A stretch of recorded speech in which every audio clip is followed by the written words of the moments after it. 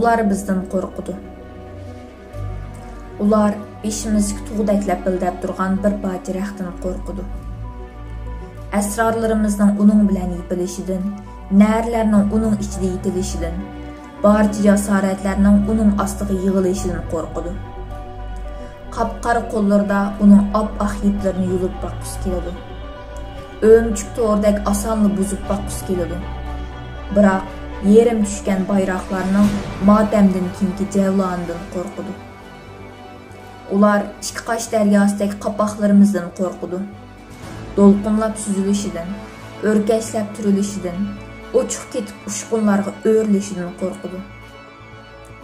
Her içilişide ko'rinib turgan güherlerini öz qarniga to'kidi. Qat-qetini saqtliq ko'ngan aynki ko'chirdi. Ondan yana qo'rqidi. Ular Tangirtog'dagi qanşarlarimizdan qo'rqidi.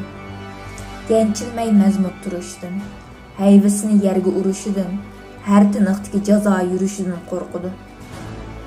Burkutning parvozidagi nafaslarimizni siqib, o'z ko'nglini xush etdi. Kök asman, altın quyosh, yap-yeşil ormanlarimizni o'zining kul rang tirikligiga ko'mib, rang tuzishini kutdi. Rangsizlik qarab mangan seri qo'rqidi. Ular yuragimizning bir uchiga bog'langan biligimizdan qo'rqidi. Alqanlarimizni ko'k ko'tarilgan armonlarimizdan, joyida tura olmaydigan darmonlarimizdan, sodirdek iti yomonlarimizdan qo'rqidi. Öz sepimizde sundurup etkisi var. Öz yığımızda qo'rib etkisi var. Yerde qalmaydigan, çaçırıgan kanlardan qo'rqidi. Ular ta'tir qismatlarimizning aksicha o'ngdan so'lga yezishimizdan qo'rqidi.